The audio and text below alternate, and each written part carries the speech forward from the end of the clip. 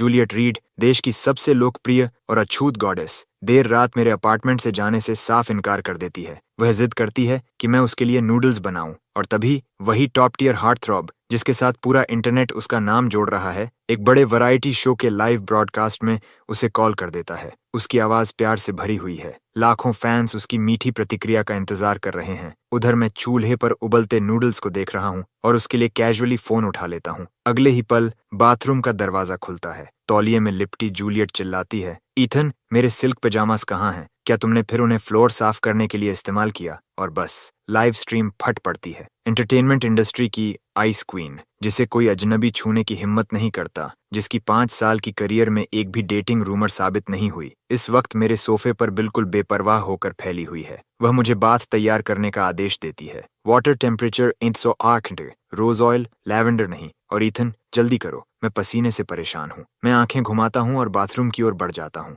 आखिर कर भी क्या सकता हूँ? वह तब से मेरी पार्टनर इन क्राइम है जब हम डायपर्स पहनते थे। जैसे ही मैं पानी का तापमान ठीक कर रहा होता हूँ, लिविंग रूम की मेज पर रखा जूलियट का प्राइवेट फोन पागलों की तरह बजने लगता है। ये नया फोन उसने अपने ड्रामा प्रमोशन के लिए लिया था। स्क्रीन पर सिर्फ एक नाम चमक रहा है, एडन स्टर्लिंग, इंडस्ट्री का सबसे हॉट राइजिंग स्टार, जो फिलहाल जूलियट के साथ फेक ऑन स्क्रीन रोमांस करके पॉपुलैरिटी बटोर रहा है। उसे एंटरटेनमेंट वर्ल्ड का सबसे खूबसूरत चेहरा कहा जाता है। मैं ज्यादा नहीं सोचता, मुझे लगता है कोई जरूरी बात होगी। हाथ पोंछकर मैं कॉल उठा लेता हूँ। जूलियट, दूसरी तरफ से एडन की आवाज आती है। इतनी रात को क्या कर रही हो? वह जानबूझकर अपनी आवाज को और भी आकर्षक बना लेता है। आज का शो देखा? फैंस हर जगह हमारे नाम स्पैम कर रहे हैं। मुझे तुम्हारी थोड़ी याद आ रही है। उसकी आवाज बनावटी मिठास से भरी हुई है। मैं एक पल के लिए जम जाता हूँ। इससे पहले कि मैं बता पाऊं कि मैं कौन हूँ, बाथरूम से बहते पानी की आवाज आती है और फिर जूलियट की बेहद पहचानने लायक ठंडी आवाज गूंजती है। लेकिन इस समय वह गुस्से से भरी हुई है। ईथन, तुम मर गए क्या? टब इतना फिसलन भरा क्यों है? क्या तुमने इसे फिर साफ नहीं किया?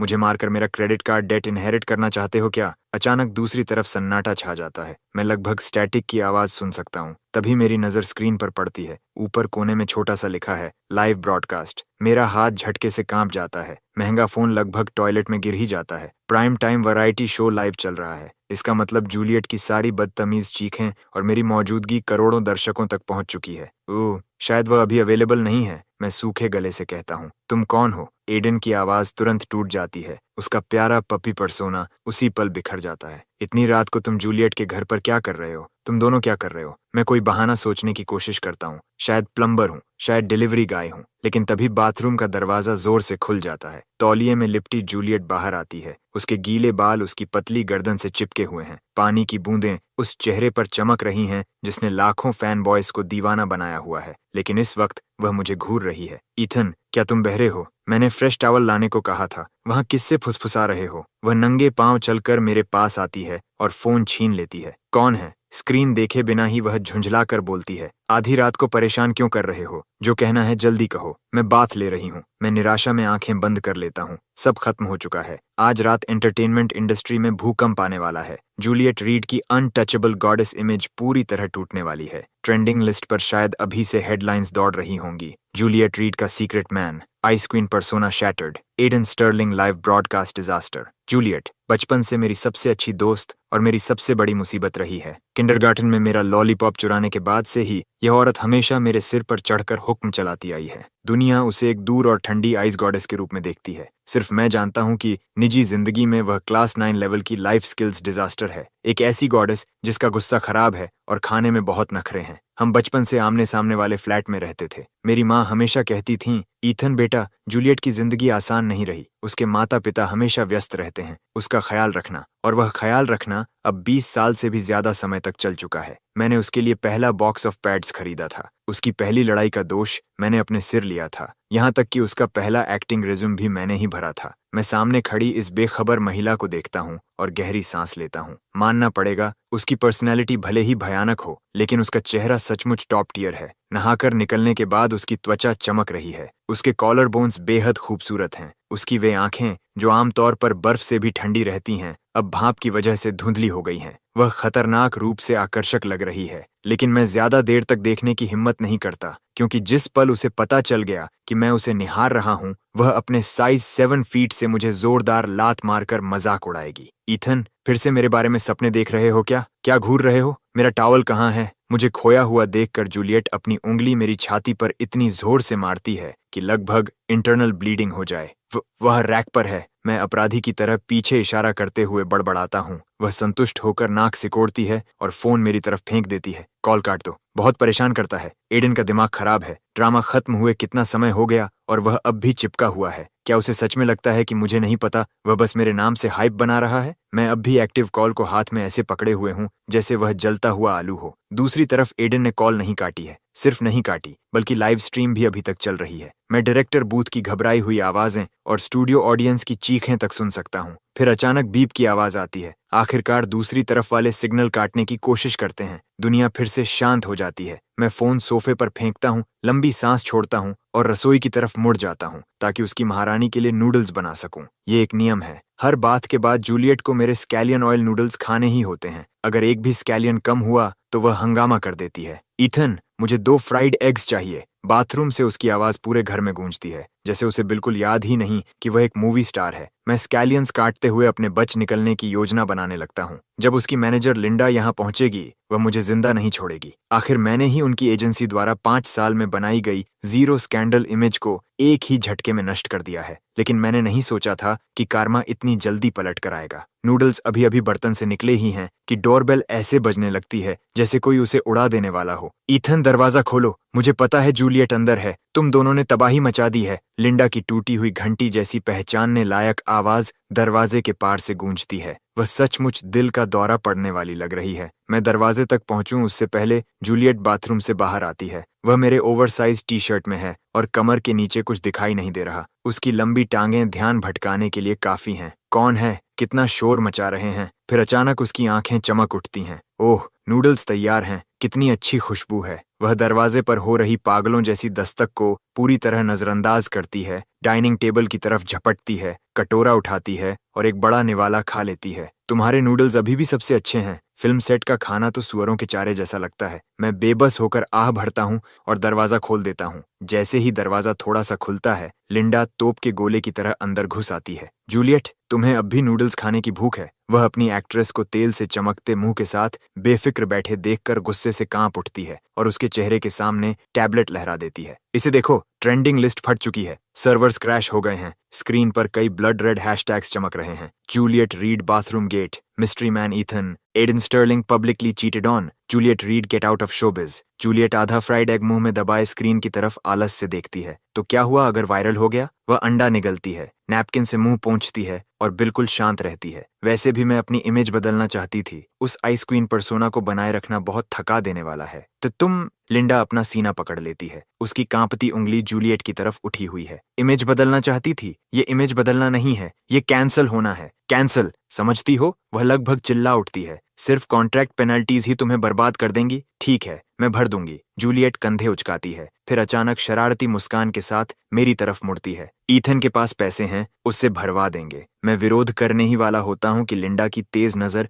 सीधे मुझ पर टिक जाती है। ईथन, तुम आमतौर पर इतने अच्छे लड़के लगते हो, तुम सबसे बुरे समय पर गड़बड़ कैसे कर सकते थे? वह लाइव ब्रॉडकास्ट था। लाइव? लिंडा झुंझलाहट में मेरी पेशानी पर उंगली मारती है। अब देखो, पूरा इंटरनेट तुम्हें ढूंढ रहा है। वे कह रहे हैं कि तुम जूलियट के केप्ट बॉय टॉय हो। वह टाइप जो अपनी गर्लफ्रेंड के पैसों पर जीता है और ऊपर से उसका एटीट्यूड भी खराब है। मेरे होंठ फड़कते हैं। केप्ट मैन, मैं एक सम्मानित, ठीक है, इस छत के नीचे मैं सच में थोड़ा ऐसा ही दिखता हूँ जैसे मुझे रखा गया हो। लिंडा, मैंने सच में पहले समझाने की कोशिश की थी। चुप। लिंडा मुझे बीच में ही रोक देती है। अब समझाने का क्या फायदा? पीआर टीम का दिमाग खराब हो रहा है। अब सिर्फ एक ही ऑप्शन बचा है। लिंडा गहरी सांस लेती है। उसकी नजर जूलियट और मेरे बीच घूमती है। फिर दांत भींचकर वह आखिर कहती है, रिलेशनशिप पब्लिक कर दो। क्या? मैं और जूलियट एक साथ बोलते हैं। क्या है? यही एक रास्ता है। लिंडा तेजी से बोलती है। हम कहेंगे कि तुम दोनों बचपन के स्वीटहार्ट्स हो और सालों से रिलेशनशिप में हो, स्टेबल और कमिटेड। इस तरह हम पब्लिक गुडविल बचा सकते हैं। स्कैंडलस लाइफस्टाइल को प्योर लव स्टोरी में बदल देंगे।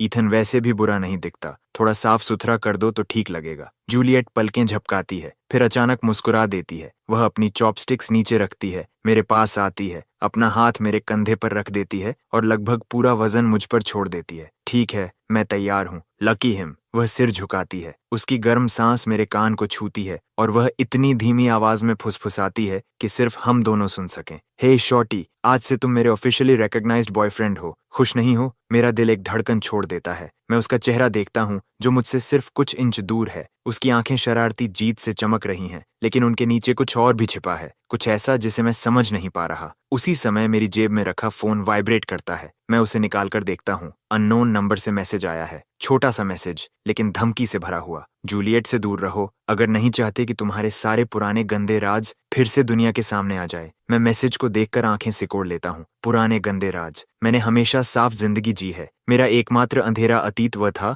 जब मैंने जूलियट की खातिर उस सर्कल को छोड़ दिया था। तो कोई घबरा रहा है, एडन या उसके पीछे खड़ा कैपिटल? क्या हुआ? जूलियट मेरे मूड में बदलाव महसूस कर लेती है और मेरा फोन देखने के लिए झुकती है। मैं शांतिपूर्वक स्क्रीन लॉक कर देता हूँ और अपने कंधे पर रखे उसके हाथ को पकड़ लेता हूँ। उसकी हथेली मुलायम और ठंडी है। कुछ नहीं, जंक मैसेज। मैं लिंडा की तरफ देखता हूँ। मेरी आंखों की आलसी धुंध गायब हो जाती है और उसकी जगह कुछ तेज आ जाता है। मैं बिल्कुल अलग इंसान जैसा दिख रहा हूँ। लिंडा, रिलेशनशिप पब्लिक करना ठीक है, लेकिन मैं रुकता हूँ और ठंडी हंसी हंसता हूँ। अगर एडन स्टर्लिंग हमें कुचलकर ऊपर चढ़ना चाहता है तो उसे भी गिरकर 1000 टुकड़ों में टूटने के लिए तैयार रहना चाहिए। लिंडा जम जाती है। इतने सालों में उसने मुझे कभी इस तरह का एक्सप्रेशन पहने नहीं देखा। ऊपर से आदेश देने की आदत वाला, निर्दयी और निर्णायक व्यक्ति जैसा आभा मंडल इस अनुभवी टॉप मैनेजर को भी एक पल के लिए दबाव महसूस करा देता है। ईथन, तुम क्या करने वाले हो? मैं जवाब नहीं देता। मैं फिर से जूलियट का फोन उठा लेता हूँ। वैरायटी शो ने कॉल काट दी होगी, लेकिन ब्रॉडकास्ट अभी खत्म नहीं हुआ। इस समय एडन कैमरा के सामने बैठा है। उसकी आंखों के किनारे लाल हैं।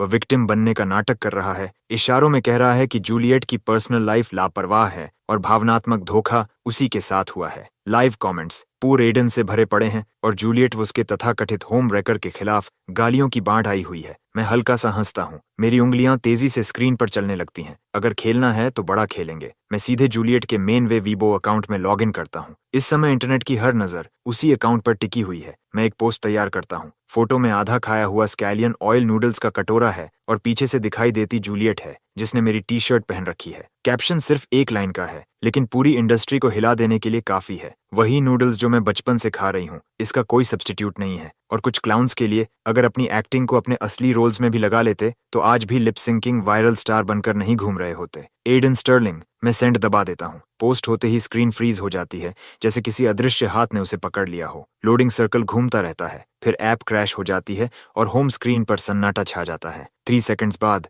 लिंडा की चीख लगभग छत उड़ा देती है। ईथन, क्या तुम्हारा दिमाग खराब हो गया है? तुमने जूलियट के मेन अकाउंट से यह पोस्ट कर दिया। तुम एक टॉप टियर सेलिब्रिटी के खिलाफ युद्ध घोषित कर रहे हो। क्या तुम हमें और जल्दी मरवाना चाहते हो? लिंडा टैबलेट को पकड़े हुए कांप रही है। पहले जो कमेंट सेक्शन भरा हुआ था वह पूरी तरह खाली हो चुका है। वेबो के सर्वर्स फिर से क्रैश हो गए हैं। मैं फोन वापस सोफे पर फेंक देता हूँ और हेयर ड्रायर लेने के लिए बाथरूम में चला जाता हूँ। जूलियट रग पर पालथी मारकर बैठी है। उसके गीले बाल अब भी टपक रहे हैं और मेरे सिल्क कारपेट का बड़ा हिस्सा भिगो चुके हैं। दूसरी तरफ वह बिल्कुल शांत है। उसके हाथ में सनफ्लावर सीड्स हैं और वह उन्हें तोड़ते हुए लिंडा से बड़बड़ा रही है। तुम इतना रोना धोना क्यों कर रही हो? ये सिर्फ एक वेबो पोस्ट है, कोई बड़ी बात नहीं है। कोई बड़ी बात नहीं है? लिंडा गुस्से में हंस पड़ती है। वह अभी लेक्चर शुरू ही करने वाली होती है कि अचानक उसका फोन बज उठता है। कॉलर आईडी देखते ही उसके चेहरे का भाव गुस्से से डर में और फिर सीधे अविश्वास में बदल जाता है। या स्टारलाइट नाइट के हेड डायरेक्टर हैं। लिंडा मुश्किल से निगलती है और कांपते हाथों से कॉल स्पीकर पर डाल देती है। डायरेक्टर की आवाज सांसों से भरी हुई है और उत्साह छिप नहीं पा रहा। लिंडा, पीआर डैमेज कंट्रोल भूल जाओ। पूरा इंटरनेट इसी बारे में बात कर रहा है। सर्वर्स 2 बार क्रैश हो चुके हैं। ट्रैफिक सुनामी की तरह आ रहा है। मुझे फर्क नहीं पड़ता फोन पर वह आदमी कौन था। जूलियट और उसे लेकर तुरंत स्टूडियो आओ। हम लाइव क्लैरिफिकेशन सेगमेंट करेंगे। अगर तुम लोग आए तो अपीयरेंस फी 3 गुना कर दूंगा, नहीं 5 गुना। लिंडा की पकड़ फोन पर और कस जाती है और वह स्वाभाविक रूप से मना करने लगती है। डायरेक्टर, ये बहुत रिस्की है। हम जा रहे हैं। क्यों नहीं जाएंगे? लिंडा की हिचकिचाहट को एक शांत आवाज काट देती है। मैं हेयर ड्रायर प्लग करता हूँ और गर्म हवा बहने लगती है। जूलियट के पीछे खड़े होकर मैं उसके लंबे बालों की एक लट उठाता हूँ। मेरी उंगलियां उनमें ऐसे चलती हैं जैसे किसी कीमती कलाकृति को संभाल रही हूँ। जूलियट ठीक वैसे जैसे किसी बिल्ली को सही जगह सहलाया जाए, संतोष से आंखें सिकोड़ लेती है, सिर पीछे झुकाती है और उसे मेरे पैर से टिका देती है। ईथन, तुम्हें पता भी है लाइव ब्रॉडकास्ट का मतलब क्या होता है? कोई एडिटिंग नहीं, कोई स्क्रिप्ट नहीं। एडन तुम्हारे लिए जाल बिछाएगा। तुम एक आम इंसान हो। घबराहट में एक गलत शब्द निकला और तुम्हारी जिंदगी खत्म हो जाएगी। लिंडा घबराकर पैर पटकती है। मैं हेयर ड्रायर बंद कर देता हूँ और दुनिया फिर से शांत हो जाती है। मैं नीचे जूलियट के बेदाग चेहरे की ओर देखता हूँ और वह ऊपर मेरी तरफ देखती है। उसकी आंखों में शरारत की हल्की चमक उभरती है, ऐसी चीज जिसे सिर्फ मैं पढ़ सकता हूँ। कुछ कचरा ऐसा होता है जिसे पूरी तरह हटाने के लिए सामने जाकर फेंकना पड़ता है। स्क्रीन के पीछे से गालियां देने का क्या फायदा। मैं हेयर ड्रायर लिंडा की तरफ उछाल देता हूँ और आराम से जूलियट के आधे सूखे बालों को ठीक करता हूँ। और फिर जब कोई हमारे दरवाजे तक आकर हमें परेशान कर रहा है तो उसे विदाई का तोहफा दिए बिना न जाना काफी बदतमीजी होगी। जूलियट जोर से हंस पड़ती है, खड़ी होती है और अंगड़ाई लेती है। उसी पल उसका आभा मंडल बदल जाता है। पड़ोस की आलसी लड़की गायब हो जाती है और उसकी जगह पूरी तरह मूवी स्टार जूलियट वापस आ जाती है। लिंडा, गाड़ी निकालो। अगर लोगों को शो चाहिए तो हम उन्हें शो देंगे। आधे घंटे बाद chauffeur driven van TV station के अंडरग्राउंड गैराज में पहुंचती है। जैसे ही हम बाहर निकलते हैं मैं हवा में तनाव महसूस कर सकता हूँ। पापाराज्जी के कैमरे मेरे चेहरे से कुछ इंच की दूरी पर धकेले जा रहे हैं। फ्लैश इतनी तेज है कि आंखों में जलन होने लगती है। बिना कोई भाव दिखाए मैं जूलियट के सामने आकर खड़ा हो जाता हूँ और पूरे रास्ते उसे शील्ड करते हुए एलिवेटर तक ले जाता हूँ। बैक स्टेज का माहौल दम घोंटने वाला है। क्रू हमें ऐसे देख रही है जैसे हम दो लोग नहीं बल्कि दफन होने जा रही दो लाशें हों। उनकी नजरों में दया भी है और जिज्ञासा भी। सीधे स्टेज पर जाइए, ब्रॉडकास्ट पहले से लाइव है। डायरेक्टर जल्दी जल्दी हमारे पास आता है। वह उत्साह में हाथ रगड़ रहा है लेकिन उसकी नजर बार बार मेरी तरफ जाती है। वह इस मिस्ट्री मैन को परखने की कोशिश कर रहा है। मैं आसपास की फुसफुसाहटों को नजरअंदाज करता हूँ, स्टेज का दरवाजा खोलता हूँ और चकाचौंध कर देने वाली स्पॉटलाइट सीधे मेरे चेहरे पर पड़ती है। सेंटर स्टेज पर एडन स्टर्लिंग बैठा है, सफेद बीस्पोक सूट पहने हुए। उसकी आंखों के किनारे हल्के लाल हैं और चेहरे पर दुख भरा भाव है। वह ऐसे दिख रहा है जैसे कोई समर्पित प्रिंस जिसे इस्तेमाल करके छोड़ दिया गया हो। जैसे ही वह हमें बाहर आते देखता है उसकी आंखों में क्रूरता की एक झलक उभरती है और अगले ही पल गायब हो जाती है। उसकी जगह दबे हुए दर्द का भाव आ जाता है। जूलियट, तुम आ गई। एडन खड़ा होता है, उसकी आवाज माइक्रोफोन में भर जाती है। तुम्हें सच में इस दोस्त को साथ लाने की जरूरत नहीं थी। जब तक तुम खुश हो मैं थोड़ा दुख सह सकता हूँ। मैं बस नहीं चाहता कि तुम्हें कोई धोखा दे। पीछे हटकर आगे बढ़ने की बिल्कुल टेक्स्ट बुक चाल, बहुत चालाक। ऑडियंस में बैठे फैंस तुरंत शोर मचाने लगते हैं। लाइट अप फैन साइंस हवा में लहराने लगते हैं। एडन मत रो, उन दोनों चीटर्स को शोबिज से बाहर निकालो। होस्ट वही किस्म का इंसान है जो केओस पर जीता है। वह माइक सीधे मेरे चेहरे के सामने कर देता है। उसकी आवाज तेज और टटोलने वाली है। सर, जूलियट के वेबो पर जो पोस्ट गया था वह आपने किया था, है ना? मिस्टर स्टर्लिंग का कहना है कि उन्हें चिंता है कि जूलियट को धोखा दिया गया है। उन्होंने यहाँ तक संकेत दिया है कि किसी का स्वभाव हिंसक है और उसमें एग्रेसिव टेंडेंसीज हैं। आप इसका क्या जवाब देंगे? आप करते क्या हैं? क्या आप सच में वही केप्ट मैन हैं जिसके बारे में हर कोई बात कर रहा है? जूलियट की भौहें ऊपर उठ जाती हैं। वह कुछ तीखा जवाब देने वाली होती है लेकिन मैं उसका कंधा पकड़ लेता हूँ। उसका कंधा पतला है और इस समय गुस्से से तन गया है। मैं उसे हल्के से थपथपाता हूँ, इशारा करते हुए कि वह इंतजार करे। एडन नकली उदारता के साथ बोल पड़ता है,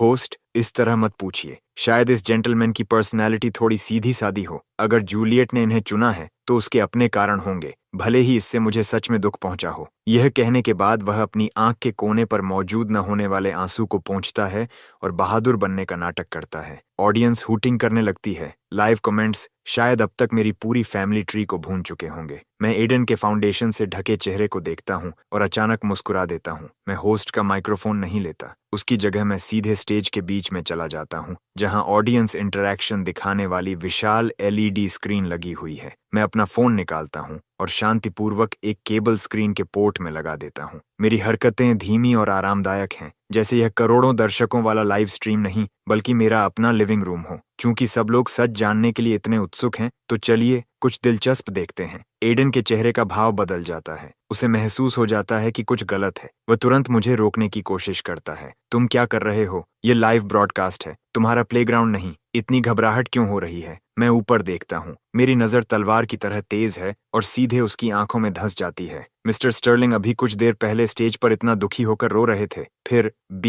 फिर बैक स्टेज से मुझे मैसेज भेजने का समय कैसे मिल गया? मेरे इतना कहते ही विशाल स्क्रीन जगमगा उठती है। ऑडियंस सांस रोक लेती है। उन्हें उम्मीद होती है कि शायद कोई इंटीमेट फोटो दिखाई जाएगी जो बताएगी कि मैं कौन हूँ, लेकिन स्क्रीन पर एक हाई रेजोल्यूशन स्क्रीनशॉट दिखाई देता है। सेंडर का नाम लिखा है Aidan Sterling, private number. Message वही धमकी भरा संदेश है, जूलियट से दूर रहो अगर नहीं चाहते कि तुम्हारे सारे पुराने गंदे राज फिर से दुनिया के सामने आ जाए। सबसे विनाशकारी बात यह है कि मैं मैसेज डिटेल्स भी खोल देता हूँ। Sent at done 15 PM, sent location TV station, studio 1, back stage green room. पूरा वेन्यू एकदम शांत हो जाता है, यहाँ तक कि होस्ट भी मुंह खोले खड़ा रह जाता है और अपनी लाइंस भूल जाता है। ये सिर्फ एक धमकी नहीं है, ये पक्का सबूत है। सबूत कि एडन स्टर्लिंग यहाँ डिवोटेड लवर बनने का नाटक कर रहा था, जबकि बैक स्टेज से गुंडों जैसी हरकतें कर रहा था। मैं केबल निकालता हूँ, मुड़कर एडन के कागज जैसे सफेद चेहरे को देखता हूँ और सीधे कैमरा की तरफ देखकर ठंडी हंसी हंसता हूँ। तो एक टॉप टियर सेलिब्रिटी ऐसा होता है, स्टेज पर प्रेम में डूबे मूर्ख का अभिनय करना और बैक स्टेज से धमकी भरे मैसेजेस भेजना। मैं एक कदम आगे बढ़ता हूँ। एडन अनायास पीछे हट जाता है और लगभग पीछे रखे काउच से टकरा जाता है। एडन, तुमने पूछा था मैं कौन हूँ? मेरी नजर उसकी घबराई हुई आंखों पर टिक जाती है। मेरी आवाज धीमी है, लेकिन माइक्रोफोन के जरिए स्टूडियो के हर कोने तक पहुंचती है। मैं जूलियट का सबसे पुराना दोस्त हूँ, वही जिसने 20 साल तक उसकी हर मुसीबत संभाली है। तुम होते कौन हो जो मुझे धमकी देने की सोचो? तो तुम झूठ बोल रहे हो। एडन आखिर टूट जाता है, उसकी आवाज तीखी हो जाती है। वह कांपते हाथ से स्क्रीन की तरफ इशारा करता है। वह फोटोशॉप है, मैंने वह मैसेज नहीं भेजा। मेरा फोन बैक स्टेज में गायब हो गया था। किसी ने उसे हैक किया। तुमने किया। तुमने मेरा फोन चुराया और ये सब रचा है। इतना कमजोर बहाना सुनकर उसके अपने फैंस भी चुप हो जाते हैं। ऑडियंस की चीखें साफ तौर पर कम हो जाती हैं। एडन खुद भी समझ जाता है कि उसका झूठ टिकने वाला नहीं है। उसके माथे पर पसीना चमकने लगता है। उसकी आंखें इधर उधर भागती हैं, फिर मुझ पर टिक जाती हैं, जैसे आखिरी उम्मीद पकड़ने की कोशिश कर रही हूँ। मुझे विश्वास नहीं होता। जूलियट तुम्हारे जैसे चालाक और घटिया आदमी के लिए कैसे गिर सकती है? एडन अपना टाई खींचकर उतार देता है। घायल अहंकार का बदसूरत गुस्सा उसकी बनाई हुई सभ्य छवि को चीर देता है। वह स्टेज पर रखे पियानो की तरफ बढ़ता है, वही पियानो जो शो ने उसके टैलेंट शोकेस के लिए तैयार किया था। ईथन, है ना, तुमने मुझे लिप सिंकिंग वायरल स्टार कहा था? ठीक है। वह कीज पर जोर से हाथ मारता है और एक बेसुरा कॉर्ड पूरे हॉल में गूंज जाता है। अगर तुम सच में मर्द हो तो किसी औरत के पीछे छिपना और गंदी चालें चलना बंद करो। आमने सामने मुकाबला करते हैं। टैलेंट, पियानो, गिटार, सिंगिंग, जो चाहो चुन लो। मैं जूलियट को दिखाऊंगा कि असली टैलेंट किसके पास है और बेकार केप्ट मैन कौन है। उसकी आंखें लाल हैं। वह मुझे चैलेंज दे रहा है। सिचुएशन को बचाने के लिए अपने होम टर्फ पर आखिरी दांव खेलना चाहता है। जूलियट आंखें घुमाती है और उसे गाली देने ही वाली होती है, लेकिन मैं एक बार फिर उसे रोक लेता हूँ। मैं उस महंगे स्टाइनवे ग्रैंड पियानो की तरफ देखता हूँ, फिर एडन की तरफ। सिर्फ शोर, कोई दम नहीं। मैं धीरे धीरे अपनी स्लीव्स मोड़ता हूँ। टैलेंट में मुकाबला? मैं मुस्कुराता हूँ। मेरी आंखों में दया की हल्की झलक उभरती है। ठीक है, अगर तुम्हें खुद को बेइज्जत कराने का इतना शौक है तो मैं मदद कर देता हूँ। एडन साफ तौर पर तैयारी करके आया था। वह उंगलियां चटकाता है और स्टूडियो की लाइट्स तुरंत धुंधले गहरे पर्पल रंग में बदल जाती हैं। विंग्स में पहले से तैयार डांस क्रू स्टेज पर आ जाती है और स्पीकर से उसके hit song Galaxy of love का इंट्रो गूंज उठता है। बेस की धड़कन सीने तक महसूस होती है। एडन डायमंड स्टडेड माइक्रोफोन पकड़कर कमर मटकाता है और कैमरा की तरफ चिकनी बनावटी नजरें फेंकता है। Baby you are my galaxy, I am your starlight. सच कहें तो इस सॉन्ग की प्रोडक्शन पर बहुत पैसा खर्च हुआ था। स्टेज सेटअप पर भी खूब पैसा बहाया गया था, लेकिन उसमें एक चीज नहीं थी, सोल। लिव ब्रॉडकास्ट में भी भारी ऑटो ट्यून उसकी टूटती सांसों को नहीं छिपा पा रहा था। हर हाई नोट ऐसा लग रहा था जैसे किसी मशीन की मदद से ऊपर खींचा जा रहा हो, उस मेटालिक फटने वाली आवाज के साथ। एडन, तुम बहुत हॉट हो। Those abs, those legs. Audience में बैठे प्रोफेशनल फैंस पूरी मेहनत कर रहे थे। उनकी चीखें लगभग छत उड़ा देती हैं। एडन उस बनावटी प्रशंसा का मजा ले रहा था। सॉन्ग खत्म होते ही वह हाँफ रहा था। उसकी आंखों में चुनौती चमक रही थी। जब वह मेरी तरफ मुड़ा, उसके चेहरे पर साफ लिखा था, देखा, यही पैसे की ताकत है। मिस्टर कोल। एडन अपने माथे का पसीना पोंछते हुए जानबूझकर मिस्टर शब्द पर जोर देता है। उसकी आवाज तिरस्कार से भरी हुई थी। हालांकि तुम बस एक आम आदमी हो, लेकिन चूंकि हम मुकाबला कर रहे हैं, मैं फायदा नहीं उठाऊंगा। यहाँ के सेशन म्यूजिशियंस टॉप क्लास हैं। क्या गाना चाहते हो? Two tigers, twinkle twinkle little star, जो भी आता हो वे तुम्हें बैकअप दे देंगे। ऑडियंस में हंसी फूट पड़ती है। मैं उसके तानों को पूरी तरह नजरअंदाज कर देता हूँ। मेरी नजर उस महंगे पियानो पर से गुजर जाती है और स्टेज के एक कोने में टिक जाती है, जहाँ दीवार से टिकाकर एक पुरानी अकूस्टिक गिटार रखी हुई है। उसके बॉडी पर कुछ पीले पड़ चुके स्टिकर्स चिपके हुए हैं। साफ दिख रहा था कि ये बैंड की रिहर्सल गिटार है। मैं वहां जाता हूँ और उसकी गर्दन पकड़कर उठा लेता हूँ। यही ठीक है। लीड बैंड लीडर, एक लंबे बालों वाला मिडिल एज्ड आदमी, अब तक लापरवाही से ड्रम स्टिक घुमा रहा था। जैसे ही वह मुझे वह पुरानी गिटार उठा उठाते देखता है, उसकी भौहें सिकुड़ जाती हैं। अरे लड़के, इसकी एक्शन काफी सख्त है और ये प्लग्ड इन भी नहीं है। साउंड पिकअप कोई बात नहीं। मैं स्टूल पर बैठ जाता हूँ और स्ट्रिंग्स को हल्के से छेड़ता हूँ। ट्यूनिंग थोड़ी बिगड़ी हुई है। मैं बाएं हाथ से स्ट्रिंग्स दबाता हूँ और दाएं हाथ से ट्यूनिंग पेग्स घुमाता हूँ। तभी एक असामान्य और मुश्किल सस्पेंडेड कॉर्ड साफ और तीखी आवाज के साथ गूंजती है। उसमें एक जंगली, बंधन मुक्त एहसास था। बैंड लीडर की ड्रमस्टिक हवा में ही रुक जाती है। वह सीधा होकर बैठ जाता है। उसकी थकी हुई आंखों में अचानक तेज रोशनी चमक उठती है और वह मुझे घूरने लगता है। एक असली प्रोफेशनल को पहचानने के लिए एक ही हरकत काफी होती है। जो फिंगरिंग मैंने अभी इस्तेमाल की थी, वह एक बेहद दुर्लभ open string finger picking technique थी, जिसे सिर्फ कट्टर फोक म्यूजिशियंस इस्तेमाल करते थे। स्टूडियो की बातचीत धीरे धीरे बंद होने लगती है। मैं माइक्रोफोन की ऊंचाई ठीक करता हूँ। मेरी नजर स्पॉटलाइट को चीरती हुई जूलियट पर जाकर टिकती है। वह स्टेज के किनारे खड़ी है। उसकी बाहें सीने पर बंधी हुई हैं। चेहरे पर साफ लिखा है, अगर तुमने खुद को बेइज्जत किया तो मैं तुम्हें मार डालूंगी। लेकिन उसकी अपनी बाहों को कसकर पकड़ी हुई उंगलियां उसकी घबराहट जाहिर कर रही थीं। इस गाने का कोई नाम नहीं है। मैं स्ट्रिंग्स छेड़ता हूँ। मेरी आवाज धीमी है, कोई फ्लैशी ट्रिक नहीं, सिर्फ ऐसी आवाज जैसे समय ने सैंड पेपर से घिसकर उसे मुलायम बना दिया हो। 5 साल की उम्र में तुमने मेरी कैंडी चुरा ली थी। 7 साल की उम्र में तुम पेड़ पर चढ़ी और अपनी ड्रेस फाड़ ली थी। तुम कहती थी कि बड़ी होकर सबसे ताकतवर किंग से शादी करोगी, लेकिन 18 की उम्र में तुम रोते हुए मुझसे हॉट सूप बनाने की भीख मांग रही थी। साधारण स्ट्रमिंग और मेरी शांत स्टोरी टेलिंग वॉइस पूरे स्टूडियो को तुरंत किसी पुराने सीपिया रंग की याद में खींच लेती है, बहुत पुराने समय की जगह में। ये कोई खोखला लव बैलेड नहीं था। ये जूलियट के साथ मेरी 20 साल की हिस्ट्री थी। लिरिक्स में कहीं भी लव शब्द नहीं था, लेकिन हर लाइन उसी शोर मचाने वाली, जिद्दी और अंदर से बेहद नाजुक लड़की के बारे में थी। जूलियट की आंखें साफ तौर पर लाल हो जाती हैं। वह अपनी बाहें नीचे कर देती है और अपना हाथ कसकर मुंह पर रख लेती है, जैसे उसे वे पल याद आ गए हों जिन्हें सिर्फ हम दोनों जानते हैं। वह दोपहर जब मैंने उसके लिए मार खाई थी, वह रात जब वह अपना पहला ऑडिशन फेल होने के बाद फुटपाथ पर बैठकर रो रही थी, वे अनगिनत सुबह जब मैंने उसके लिए नूडल्स बनाए थे। कोरस आते ही मेरी उंगलियां तेज हो जाती हैं। सिंकोपेटेड रिदम्स अचानक बारिश की तरह गिरने लगती हैं। भावना और गहरी होती जाती है। ये दुनिया चमकदार है और अजीब भी। हर कोई फेम चाहता है। सिर्फ मैं जानता हूं कि तुम आर्मर के बिना कैसी दिखती हो। कोई अछूत गॉडेस नहीं, बस एक छोटी लड़की जो अंधेरे से डरती है, भूतों से डरती है, अकेले रह जाने से डरती है। आखिरी नोट गिरता है। मैं अपनी हथेली स्ट्रिंग्स पर रख देता हूं और गूंजती हुई प्रतिध्वनि हवा में कांपती रह जाती है। पूरा हॉल एकदम शांत हो जाता है। न कोई चीख, न ग्लो स्टिक्स। हर कोई जैसे अपनी जगह जम गया हो। तभी जजेस टेबल पर बैठे ब्लैक फ्रेम ग्लासेस वाले आदमी, मशहूर और तीखी जुबान वाले म्यूजिक क्रिटिक डेमन हेज, अचानक अपनी सीट से खड़े हो जाते हैं। उनकी गिरती हुई कुर्सी की आवाज इस सन्नाटे को तोड़ देती है। ये अरेंजमेंट, डेमन की आवाज भावनाओं से कांप रही है। वह मेरी तरफ उंगली उठाते हैं, जैसे किसी दफन हो चुकी लेजेंड को फिर से जीवित देख लिया हो। वह डिस्टिंक्टिव क्रोमैटिक डिसेंट और वह नैरेटिव फोल्क स्ट्रक्चर, ये बिल्कुल वैसा ही सुनाई देता है। होस्ट भी चौंक जाता है।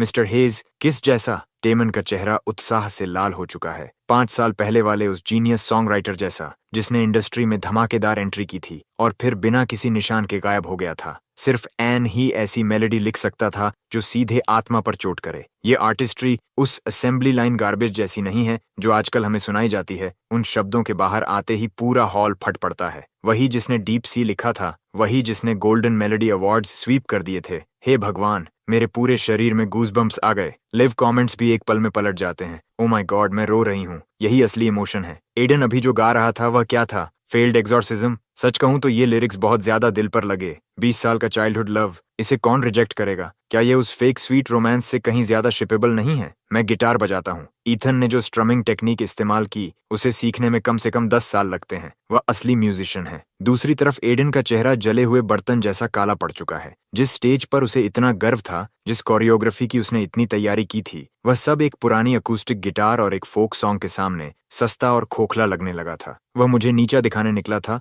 और खुद वही खाद बन गया जिसने फूल को और चमका दिया।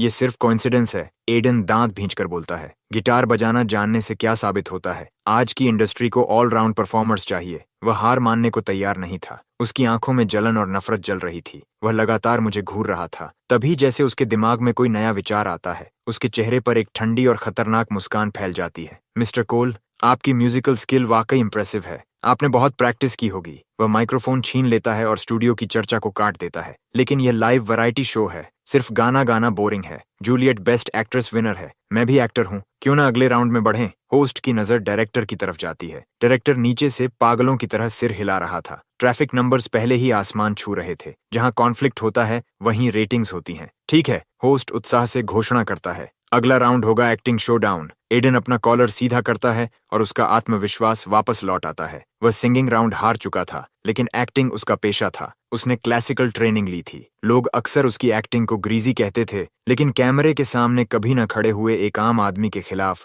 वह खुद को पूरी तरह सुपीरियर समझ रहा था। सीन होगा रीयूनाइटेड लवर्स का। एडन आंखें सिकोड़ता है और उसकी नजर जूलियट पर घूमती है। जूलियट, क्योंकि मिस्टर कोल तुम्हारे बॉयफ्रेंड हैं, उन्हें मेल लीड बनने दो। मैं एक्स बॉयफ्रेंड बनूंगा जो तुम्हें वापस जीतने की कोशिश कर रहा है। हम इम्प्रोवाइज करेंगे, देखते हैं कौन किसका साथ दे पाता है। स्टेज के उस पार से भी मैं उसके दिमाग की चालें सुन सकता था। ये कोई कंपटीशन नहीं था, ये बस एक बहाना था। लाइव टेलीविजन पर जूलियट को छूने का बहाना, या फिर अपने डायलॉग्स और बॉडी लैंग्वेज से मुझे बेइज्जत करने का बहाना। जूलियट तुरंत मना करने वाली होती है, लेकिन मैं धीरे से गिटार को एक तरफ रख देता हूँ और खड़ा हो जाता हूँ। जरूर, मैं एडन की तरफ देखकर मुस्कुराता हूँ। अगर खेलना चाहते हो तो मैं साथ खेलूंगा। स्टेज की लाइट्स तुरंत मंद हो जाती हैं। सिर्फ बीच में एक स्पॉटलाइट बचती है। एडन गहरी सांस लेता है और कैरेक्टर में चला जाता है। मानना पड़ेगा, उसका चेहरा इस भूमिका पर झंझता था। वह जूलियट की तरफ बढ़ता है, उसकी कलाई पकड़ लेता है और उसकी आंखों में जुनूनी दर्द भर जाता है। जूलियट, तुम मुझसे बच क्यों रही हो? मुझे पता है कि तुम अब भी मुझसे प्यार करती हो। वह आदमी तुम्हारे लायक नहीं है। डायलॉग बोलते हुए एडन धीरे धीरे जूलियट की ओर करीब आने लगता है। वह मौके का फायदा उठाकर अपने शरीर को उसके पास ले जाता है और उसका दूसरा हाथ स्वाभाविक दिखाने की कोशिश करते हुए जूलियट की कमर की तरफ बढ़ने लगता है। उसकी पीठ कैमरा के ज्यादातर एंगल को ढक रही है, लेकिन मैं सब साफ देख सकता हूँ। उसकी आंखों में वह घिनौनी लालची चमक। वह जुआ खेल रहा था, ये सोचकर कि लाइव ब्रॉडकास्ट में जूलियट उसे धक्का देने की हिम्मत नहीं करेगी। ये सोचकर कि मेरे जैसा आउटसाइडर उसकी स्टेज प्रेजेंस से दब जाएगा और एक बेकार प्रॉप बनकर खड़ा रहेगा। जूलियट की भौहें कसकर सिकुड़ जाती हैं। वह खुद को छुड़ाने ही वाली होती है कि तभी क्लिक। शांत स्टूडियो में बकल की साफ आवाज गूंजती है। एडन बीच हरकत में ही रुक जाता है। मैं शांति से अपनी शर्ट कॉलर का पहला बटन खोलता हूँ, फिर दूसरा। मेरे आसपास की आलसी और बेफिक्र हवा पूरी तरह गायब हो जाती है। मैं न एडन को देखता हूँ न जूलियट को। बस हल्का सा सिर झुकाकर अपनी स्लीव्स मोड़ता हूँ और अपनी बाहों की साफ मांसपेशियां दिख जाती हैं। जब मैं फिर से सिर उठाता हूँ तो मेरी वे आंखें, जो आमतौर पर आधी बंद,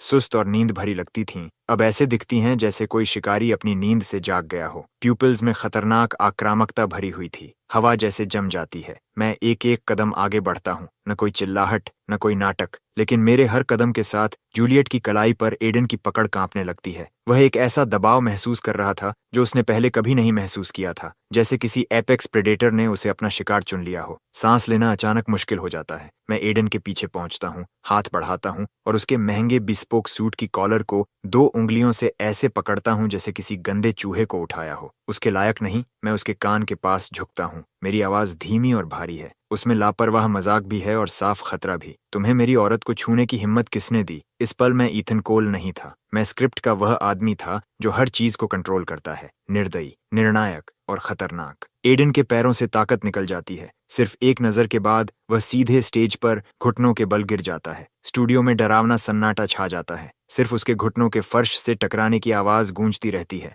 वह वहीं घुटनों के बल बैठा है, चेहरा सफेद, आंखें खाली। ऐसा नहीं लग रहा कि वह एक्टिंग कर रहा है। ऐसा लग रहा था जैसे वह किसी सचमुच खतरनाक इंसान के सामने आ गया हो और उसकी हिम्मत जवाब दे गई हो। मैं उसे संभलने का एक पल भी नहीं देता। क्या हुआ? मैं हल्का सा हंसता हूँ। माइक्रोफोन उस हंसी को पूरे स्टूडियो में पहुंचा देता है। इतनी जल्दी नीचे आ गए? कितना पैथेटिक। मैं नीचे झुकता हूँ और अपनी आंखें उसकी आंखों के बराबर ले आता हूँ, लेकिन अगले ही पल मेरा एक्सप्रेशन बदल जाता है। अभी जो तेज धार थी वह पीछे हट जाती है। दबाव गायब हो जाता है। उसकी जगह सिर्फ थकान और बोझ रह जाता है। मैं घुटनों पर बैठे एडन को पूरी तरह नजरअंदाज कर देता हूँ और उसके पार जूलियट को देखता हूँ। इस समय मेरी आंखों में सिर्फ वही है, जूलियट। मैं उसका नाम लेता हूँ। उन 3 सिलेबल्स में दोबारा मिलने की खुशी थी, बिछड़ने का दर्द था और वे भावनाएं थीं जिन्हें कभी शब्द नहीं मिले। जूलियट कांप जाती है। आखिर वह बेस्ट एक्ट्रेस विनर है। उसकी इंस्टिंक्ट बहुत तेज है। जैसे ही मेरी नजर उससे मिलती है वह सीधे सीन के अंदर खिंच जाती है। वह शुरू में सिर्फ यह सब देख रही थी, लेकिन अब मेरी आंखों में देखते ही उसके चेहरे की हमेशा रहने वाली व्यंग्य भरी मुस्कान गायब हो जाती है।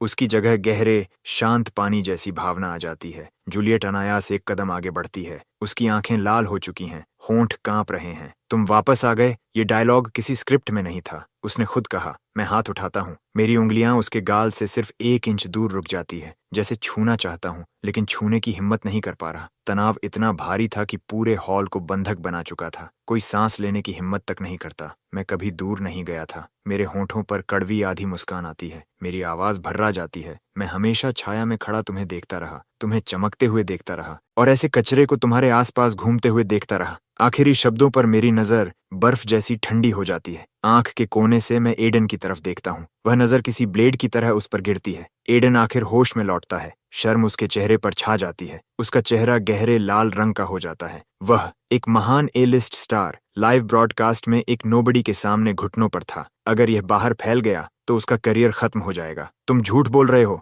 एडन उछलकर खड़ा हो जाता है। वह मेरी तरफ उंगली दिखाकर चिल्लाता है और सीन को वापस हथियाने की कोशिश करता है। मेन लीड मैं हूं, तुम सिर्फ साइड कैरेक्टर हो। डायरेक्टर, ये स्क्रिप्ट बदल रहा है। उसकी आवाज सूखी और तीखी हो जाती है। वह पूरी एनर्जी के खिलाफ जा रही थी जो जूलियट और मैं बना चुके थे। हर फ्रेम में वह एक बेताब क्लाउन जैसा लग रहा था। मैं उसकी तरफ मुड़ता तक नहीं, बस एक लापरवाह नजर डालता हूँ, जैसे वह सड़क पर चलता कोई चींटी हो। मैं अपनी तर्जनी होठों पर रखता हूँ। बड़े लोग बात कर रहे हैं, बच्चे बीच में नहीं बोलते, सिर्फ एक लाइन। और एडन पूरी तरह टूट जाता है। उसका मुंह खुलता और बंद होता है जैसे पानी से बाहर निकली मछली। उसका गला हिलता है लेकिन वह एक पूरा वाक्य तक नहीं बोल पाता। उसने जो भी लाइंस तैयार की थीं, हर कन्फेशन, हर एक्यूजेशन, सब उसके दिमाग से गायब हो चुके थे। वह एक बैकग्राउंड प्रॉप बन गया था। सच कहें तो प्रॉप से भी कम, बस एक ऐसी चीज जो रास्ते में खड़ी हो। तभी स्पीकर से डायरेक्टर की आवाज गूंज उठती है। परफेक्ट, बिल्कुल परफेक्ट। वह आई वर्क इनक्रेडिबल था। हाउस लाइट्स वापस जल उठती हैं और वह भारी चिपचिपा तनाव पूरी तरह टूट जाता है। मैं अपना हाथ वापस खींच लेता हूँ। मेरी आंखों से भावनाएं गायब हो जाती हैं और मैं फिर वही आलसी बेफिक्र ईथन बन जाता हूँ। कुछ सेकंड पहले वाला आदमी जैसे कोई और ही था। जूलियट अब भी अपनी जगह जमी हुई है। उसकी आंखों के कोनों में आंसू चमक रहे हैं। वह मुझे घूर रही है, अभी तक सीन से बाहर नहीं आई। मैं जेब से टिश्यू निकालकर उसकी तरफ बढ़ा देता हूँ। पोंछ लो, मेकअप खराब हो जाएगा। वह तुरंत होश में लौटती है, मुझे घूर कर देखती है, टिश्यू छीन लेती है और जल्दी जल्दी चेहरा पोंछती है, लेकिन उसके कान लाल हो चुके हैं। ईथन, तुमने एक्टिंग कब सीखी? उसकी आवाज धीमी है, जैसे अब भी विश्वास न हो रहा हो। मैं कंधे उचकाता हूँ। मैंने कभी पोर्क नहीं खाया, लेकिन सुअर को भागते हुए देखा है। हर दिन घर में तुम्हें मिरर के सामने एक्टिंग करते देखता हूँ। कोई भी इडियट कुछ न कुछ सीख ही जाता। जूलियट मेरा पैर कुचलना चाहती है, लेकिन कैमराज उसे ऐसा करने नहीं देते। लाइव कमेंट्स इस समय फट चुके हैं। ओह माय गॉड, अभी वाला लुक देखकर मैं मर गई। आज से ईथन मेरा नया हस्बैंड है। इसकी एक्टिंग एडन से कई लेवल ऊपर है। एडन आखिर कर क्या रहा था? सिर्फ घूर रहा था और चिल्ला रहा था। क्या असली टैलेंट ऐसा होता है? गाना कमाल का, एक्टिंग उससे भी बेहतर। जूलियट को यह हिडन जेम कहाँ मिला? एडन का घुटनों पर गिरना देखकर मेरा ड्रिंक बाहर निकल गया। अगर यही क्लासिकली ट्रेन्ड एक्टिंग है तो मैं हंस हंस कर मर जाऊंगा। स्टेज के एक कोने में खड़ा एडन जायंट स्क्रीन पर भागते कमेंट्स को देख रहा था। उसका पूरा शरीर कांप रहा था। वह हार चुका था, इतनी बुरी तरह हार चुका था कि उसके पास खड़े रहने की भी जगह नहीं बची थी। एक पुरानी गिटार ने सिंगिंग में उसे कुचल दिया था। एक नजर ने एक्टिंग में उसे मिटा दिया था। जिस हर चीज पर उसे गर्व था, वह मेरे सामने मजाक बन चुकी थी। होस्ट की इंस्टिंक्ट्स अच्छी थीं। वह खुद भी स्तब्ध था, लेकिन शो को आगे बढ़ना था। वह आगे आता है और कुछ ऑकवर्ड तारीफ करने की कोशिश करता है। इनक्रेडिबल मिस्टर कोल, आप वाकई सरप्राइजेस से भरे हुए हैं। फिर वह स्टोन फेस्ड एडन की तरफ मुड़ता है। खैर, ऐसा लगता है कि इम्प्रोवाइजेशन सेगमेंट में मिस्टर कोल थोड़े आगे रहे। तो अब क्योंकि सब लोग इतना एंजॉय कर रहे हैं, क्यों ना कुछ और एक्साइटिंग खेला जाए। मैं होस्ट को बीच में ही रोक देता हूँ। मैं एडन की तरफ देखकर मुस्कुराता हूँ, मुस्कान के अंदर छिपी हुई ब्लेड जैसी धार। क्या एडन ने पहले नहीं कहा था कि वह मुझे जानना चाहता है? तो चलो पूरे इंटरनेट के सामने ट्रूथ और डेयर खेलते हैं। जो झूठ बोलेगा वह कावर्ड होगा। एडन तुरंत मना करना चाहता है। उसकी हालत अच्छी नहीं है और उसका इंस्टिंक्ट उसे बता रहा है कि यह जाल है, लेकिन उसके बोलने से पहले ही ऑडियंस चिल्लाने लगती है, play it, play it, play it. Crowd को केओस पसंद है। डायरेक्टर नीचे से पागलों की तरह इशारे कर रहा है कि एडन को मान जाना चाहिए। रेटिंग्स आसमान छू रही थीं। अगर वह पीछे हटता तो उसकी ऑथेंटिक पर्सनैलिटी वाली इमेज टूट जाती। एडन दांत भींचता है और अपनी बची हुई शान को संभालने की कोशिश करता है। ठीक है, खेलते हैं। मैं सीधा खड़ा रहता हूँ और मेरी परछाई टेढ़ी नहीं पड़ती। डरने की क्या बात है? अच्छा लगा सुनकर। मैं उंगलियां चटकाता हूँ। क्रू 2 चेयर्स ले आती है। हम दोनों आमने सामने बैठ जाते हैं। हमारे बीच 1 मीटर से भी कम दूरी है। इसे इंटीमेट प्रॉक्सिमिटी कहते हैं। इतनी दूरी पर दबाव कई गुना बढ़ जाता है। चेहरे का हर छोटा बदलाव छिपाना असंभव हो जाता है। साइकोलॉजी में मेरी मास्टर्स डिग्री है, मैं उसका इस्तेमाल कम ही करता हूँ, लेकिन एडन जैसे खोखले खोल से निपटने के लिए यह काफी है। चूंकि मैं सिर्फ एक आम आदमी हूँ,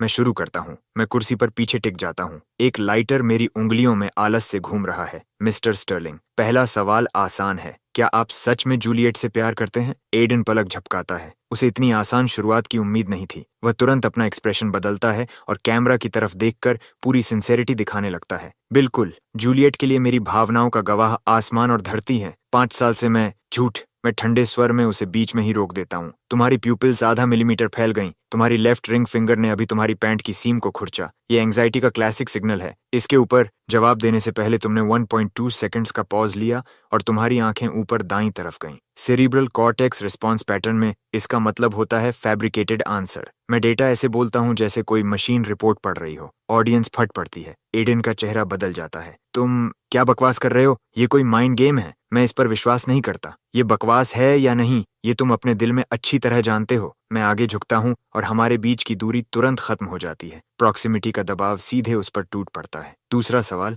तुमने कहा था कि 5 साल पहले तुम बर्कली में म्यूजिक पढ़ रहे थे, इसलिए golden melody award ceremony miss कर दी थी, सही? एडन का पेट अंदर तक बैठ जाता है। ये उसके रिज्यूम की सबसे चमकदार लाइन थी। वही क्रेडेंशियल जिसकी वजह से उसके फैंस उसे म्यूजिकल प्रोडिजी कहते थे। बिल्कुल, वह मुश्किल से जवाब देता है। उसके माथे पर ठंडा पसीना चमक रहा है। मैं वहां 1 साल के क्लोज डोर ट्रेनिंग प्रोग्राम में था। Close door training? मैं सिर हिलाता हूँ। मेरी आंखों में हल्का सा मनोरंजन चमकता है। अजीब बात है, क्योंकि उसी साल, उसी सर्दी में तुम्हारे सोशल मीडिया अकाउंट का लॉगिन आईपी देश के एक इंटरनेट कैफे में दिखाई देता है। धमाका! वह एक वाक्य स्टूडियो में बम की तरह फटता है। एडन की प्यूपिल्स बुरी तरह सिकुड़ जाती हैं। उसका चेहरा एकदम सफेद पड़ जाता है। तुम्हें ये कैसे पता? वह घबरा जाता है। तुमने मेरा आईपी ट्रेस किया? ये इलीगल है। घबराहट में वह इनकार करना ही भूल जाता है। सीधे सोर्स पर सवाल उठाता है और वही उसकी स्वीकारोक्ति बन जाती है। अगर नहीं चाहते कि लोग जाने तो ऐसे काम मत करो। मैं उसे सोचने का समय दिए बिना आगे बढ़ता हूँ। तीसरा सवाल,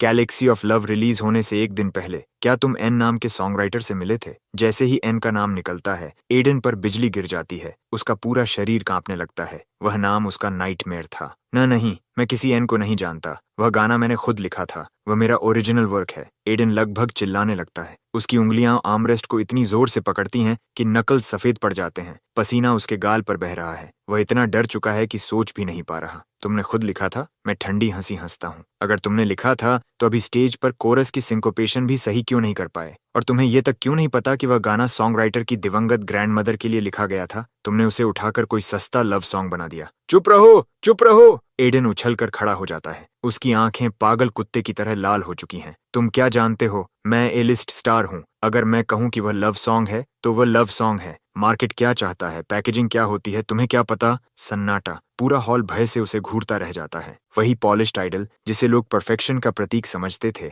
अब बदसूरत क्रोध में विकृत हो चुका था। जूलियट अपना मुंह ढक लेती है। उसकी आंखें हैरानी से एडन और मेरे बीच घूम रही हैं। मैं धीरे धीरे खड़ा हो जाता हूँ। क्योंकि तुम्हें याद नहीं आ रहा, मैं तुम्हारी मदद कर देता हूँ। मैं अपने सूट की जेब से एक काला वॉइस रिकॉर्डर निकालता हूँ। पुराना, किनारे घिस चुके थे, लेकिन उसे बहुत सावधानी से संभाला गया था। रिकॉर्डर देखते ही एडन की आंखें लगभग बाहर निकल आती हैं। वह उसे पहचान गया था। 5 साल पहले उस पुराने किराए के अपार्टमेंट में उसने इसे देखा था। नहीं, यह असंभव है। ये तुम्हारे पास कैसे है? उसका चेहरा ऐसा हो जाता है जैसे उसने कोई भूत देख लिया हो। उसके पैर जवाब दे देते हैं और वह वापस चेयर पर गिर पड़ता है। यह छोटा सा गिफ्ट मैं तुम्हारे लिए पूरे 5 साल से तैयार कर रहा था। मैं शांत स्वर में कहता हूँ और प्ले बटन दबा देता हूँ। स्टैटिक की आवाज आती है। फिर एक युवा, घमंडी और बहुत परिचित आवाज स्टूडियो में गूंज उठती है। माइक्रोफोन उसे करोड़ों दर्शकों तक पहुंचा देता है। ज्यादा होशियार मत बनो। तुम्हें लगता है टैलेंट से कुछ होता है? इस इंडस्ट्री में मनी किंग है। मुझे बस प्लेजरिज्म का आरोप एन पर डालना है और मैं डेब्यू कर जाऊंगा। मैं फेमस हो जाऊंगा और उस इडियट एन को उसे दोष लेकर गायब हो जाने दो। वैसे भी कोई उसकी बात पर विश्वास नहीं करेगा। रिकॉर्डिंग इतनी साफ थी कि पीछे रखी वाइन बॉटल्स की टकराने की आवाज तक सुनाई दे रही थी। पूरा हॉल चुप हो जाता है, सचमुच चुप। यहाँ तक कि लाइव कमेंट्स भी कुछ सेकंड के लिए रुक जाते हैं। एडन का चेहरा एक झटके में रंगहीन हो जाता है, राख जैसा धूसर। अगले ही पल वह जानवर जैसी दहाड़ लगाता है और रिकॉर्डर छीनने के लिए मेरी तरफ झपटता है। मुझे दो, मुझे दो। ये फेक है, यह एडिटेड है। उसकी हरकत आश्चर्यजनक रूप से तेज थी, पूरी तरह बर्बाद हो जाने वाली दीवानगी के साथ। लेकिन मैं पहले ही समझ चुका था। मैं एक कदम किनारे हट जाता हूँ और हल्के से अपना पैर उसकी राह में लगा देता हूँ। धड़ाम! एडन मुंह के बल स्टेज पर गिरता है। वह बुरी तरह फर्श पर फैल जाता है, उठने की कोशिश करता है, लेकिन मैं अपना पैर उसकी पीठ पर रख देता हूँ। मैं नीचे उसकी तरफ देखता हूँ। मेरी आंखें बर्फ जैसी ठंडी थीं। Aiden, game over. रिकॉर्डिंग बंद हो जाती है, लेकिन वह एक वाक्य, मनी इज किंग, अब भी हवा में गूंज रहा था, जैसे किसी ने पूरे हॉल के चेहरे पर थप्पड़ मारा हो। एको बार बार लौट रहा था। स्टूडियो पूरी तरह शांत था। एडन फर्श पर पड़ा था। उसका शरीर गुस्से और डर के कारण कांप रहा था। उसका चेहरा ठंडे फ्लोर से चिपका हुआ था। उसके कभी परफेक्ट रहने वाले बाल अब पूरी तरह बिखर चुके थे। उसका महंगा बिस्पोक सूट धूल से ढक चुका है। वह दयनीय लग रहा है, जैसे कोई आवारा कुत्ता जिसकी पूंछ दब गई हो। नहीं, असंभव, यह असंभव है। वह बड़बड़ाता है। अचानक उसका सिर ऊपर उठता है। उसकी खून से भरी आंखें मुझ पर टिक जाती हैं। उसके अंदर बची हुई आखिरी समझदारी भी टूट जाती है। ईथन, मैं तुम्हें मार डालूंगा। एक भयावह दहाड़ के साथ एडन फर्श से उछल पड़ता है। कोने में फंसे बैल की तरह वह पूरी ताकत से सीधा मेरे चेहरे पर मुक्का मारता है। हवा को चीरता हुआ वह घूंसा साफ दिखा रहा था कि उसने उसमें अपनी पूरी ताकत लगा दी है। ऑडियंस घबराकर चीख उठती है। जूलियट का चेहरा सफेद पड़ जाता है और वह सहज रूप से मेरी तरफ दौड़ पड़ती है। ईथन, सावधान! मैं अपनी जगह से हिलता तक नहीं, पलक तक नहीं झपकाता। जब उसका घूंसा मेरी नाक से सिर्फ 3 सेंटीमीटर दूर रह जाता है, तभी मैं हरकत करता हूँ। मैं अपना सिर हल्का सा एक तरफ झुका देता हूँ, इतनी तेजी से कि जैसे आफ्टर इमेज रह गई हो। एडन का घूंसा हवा में चला जाता है और उसका शरीर मोमेंटम के कारण आगे झुक जाता है। मैं सहजता से हाथ उठाता हूँ। मेरी 5 उंगलियां उसके रिस्ट को लोहे की पकड़ की तरह जकड़ लेती हैं। क्रैक! जॉइंट डिसलोकेशन की साफ आवाज गूंजती है। उसी सांस में मैं अपने कोर से ताकत निकालता हूँ। एक साफ ग्रैपलिंग टेक डाउन लगाता हूँ। उसके अपने मोमेंटम का इस्तेमाल करता हूँ और उसे जोर से फर्श पर पटक देता हूँ। इस बार गिरने की आवाज पहले से भी भारी थी। एडन का पूरा शरीर स्टारफिश की तरह फर्श पर फैल जाता है। मैं एक हाथ से उसका चेहरा नीचे दबा देता हूँ। आधा चेहरा विकृत हो जाता है। स्टूडियो में सुअर की तरह चीख गूंज उठती है। मैं उसका एक हाथ पीठ के पीछे मोड़ देता हूँ, घुटना उसकी पीठ पर टिकाता हूँ और दूसरे हाथ से उसकी गर्दन को लॉक कर देता हूँ। वह पूरी तरह इमोबिलाइज्ड हो जाता है। पूरा सीक्वेंस पानी की तरह बहता है, इतना तेज कि कैमरास भी मुश्किल से उसका पीछा कर पाते हैं। बचपन में जूलियट के लिए लड़ते हुए मैंने सालों तक किक बॉक्सिंग की ट्रेनिंग ली थी और सामने एक ऐसा वायरल स्टार था जिसकी बॉडी शराब और ऐशो आराम से खोखली हो चुकी थी। ये बिल्कुल अलग लीग थी। मैं हल्की सांस छोड़ता हूँ और सीधे कैमरा की तरफ देखता हूँ। कैमरा में जो चेहरा दिख रहा था वह बेहद ठंडा था। मैं सिर झुकाकर एडन के कान के पास जाता हूँ। वह दर्द से तड़प रहा है और दांत भींचकर गालियां दे रहा है। मेरी आवाज बर्फ जैसी ठंडी है। एडन, तुम्हें पता है मैंने 5 साल तक तुम्हें हाथ क्यों नहीं लगाया? एडन दर्द से कांपता है। उसकी सांसें टूट रही हैं, आंखों में डर भरा हुआ है। मैं उसके और करीब झुकता हूँ, इतनी आवाज में कि सिर्फ वह और वह माइक्रोफोन सुन सके जिसे मैंने जानबूझकर अपनी तरफ खींच लिया था। हर शब्द साफ सुनाई देता है। 5 साल पहले मैंने तुम्हें हाथ नहीं लगाया क्योंकि तुम मेरे हाथ गंदे करने के लायक नहीं थे। मैं उसकी गर्दन छोड़ देता हूँ और घृणा से अपना हाथ अपने कपड़ों पर पोंछता हूँ। फिर खड़ा हो जाता हूँ और ऊपर से उसकी तरफ देखता हूँ। कैमरा की तरफ देखकर वह लाइन बोलता हूँ जिसे मैंने 5 साल से अपने सीने में दबाकर रखा था। आज मैं तुम्हें इसलिए छू रहा हूँ ताकि जूलियट का करियर साफ सुथरे तरीके से आगे बढ़ सके। पूरा स्टूडियो 1 सेकंड के लिए शांत हो जाता है। अगले ही पल जैसे बहुत समय से दबा हुआ ज्वालामुखी फट पड़ा हो, पूरा हॉल विस्फोट कर देता है। लाइव कमेंट्स स्क्रीन पर बाढ़ की तरह उमड़ पड़ते हैं। लाल एक्सक्लेमेशन मार्क्स की दीवार बन जाती है। ईथन इनक्रेडिबल है। वे मूव्स पागलपन थे। असली आदमी ऐसा होता है, जिस औरत से प्यार करता है उसकी रक्षा करता है। 5 साल तक सहा और आखिर फट पड़ा। मेरे हाथ गंदे करने के लायक नहीं थे वाली लाइन बहुत खतरनाक थी। एडन पूरी तरह खत्म हो चुका है। वह जॉइंट लॉक देखकर मजा आ गया। शांत लोगों से पंगा लेने का यही नतीजा होता है। उसी समय स्टूडियो के मुख्य दरवाजे खुल जाते हैं। कई यूनिफॉर्म पहने पुलिस ऑफिसर्स स्टेशन सिक्योरिटी के साथ स्टेज पर आते हैं। मिस्टर स्टर्लिंग, हमें रिपोर्ट्स मिली हैं कि आप multiple counts of commercial fraud, extortion और सीरियस टैक्स इवेजन के सस्पेक्ट हैं। कृपया इन्वेस्टिगेशन में सहयोग करने के लिए हमारे साथ चलिए। लीड ऑफिसर अपना बैज दिखाता है। एडन संभल भी नहीं पाता कि उसके हाथों में हैंडकफ्स लग जाती हैं। वह रिकॉर्डिंग सिर्फ प्लेजरिज्म का सबूत नहीं थी, वह इस बात का ठोस प्रमाण थी कि वह गंदे तरीकों से ऊपर पहुंचा था। ऊपर से लाइव ब्रॉडकास्ट में किया गया असॉल्ट। प्रिजन लगभग तय था। एडन का चेहरा राख जैसा हो जाता है। उसके पैरों में ताकत नहीं बचती और 2 ऑफिसर्स उसे लगभग घसीटते हुए ले जाते हैं। मेरे पास से गुजरते हुए वह मुझे घूरता है। उसकी आंखें जहर और हार न मानने की जिद से भरी हुई हैं। उसके होंठ हिलते हैं। वह कुछ कहना चाहता है, लेकिन आखिर में कोई शब्द बाहर नहीं आता। वह जानता है कि सब खत्म हो चुका है। इस इंडस्ट्री में एक बार कैंसिल हो जाने के बाद वापसी नहीं होती। एडन को ले जाया जाता है और यह पूरा तमाशा आखिरकार खत्म हो जाता है। बैकस्टेज में डायरेक्टर उत्साह से लगभग बेहोश होने वाला है। आज रात की रेटिंग्स ने सिर्फ स्टेशन के रिकॉर्ड्स नहीं तोड़े हैं। उन्होंने सिर्फ स्टेशन के रिकॉर्ड्स नहीं तोड़े, उन्होंने इस देश के लाइव वैरायटी शोज के इतिहास में नया रिकॉर्ड बना दिया। स्टेज लाइट्स नरम हो जाती हैं। मैं अपनी हल्की सी सिकुड़ी हुई कॉलर सीधी करता हूँ और मुड़ जाता हूँ। जूलियट अब भी वहीं खड़ी है। उसकी आंखें लाल हैं। वह किसी चौंके हुए रैबिट जैसी लग रही है। वह मुझे देखती है। उसके होंठ खुलते हैं जैसे उसके पास कहने के लिए हजार बातें हों, लेकिन शुरुआत कहाँ से करे यह न जानती हो। मैं आह भरता हूँ और उसके पास जाकर आदतन उसके बालों को बिखेर देता हूँ। ऐसे ही क्यों खड़ी हो, चलो, जूलियट सुबकती है। फिर अचानक वह खुद को मेरी बाहों में फेंक देती है। दोनों हाथ मेरी कमर के चारों ओर कसकर बांध लेती है और अपना चेहरा मेरी छाती में छिपा लेती है। ईथन, तुम बहुत बुरे हो, वह आंसुओं के बीच बोलती है। तुमने ये बात 5 साल तक मुझसे छिपा कर रखी, पहले क्यों नहीं बताया?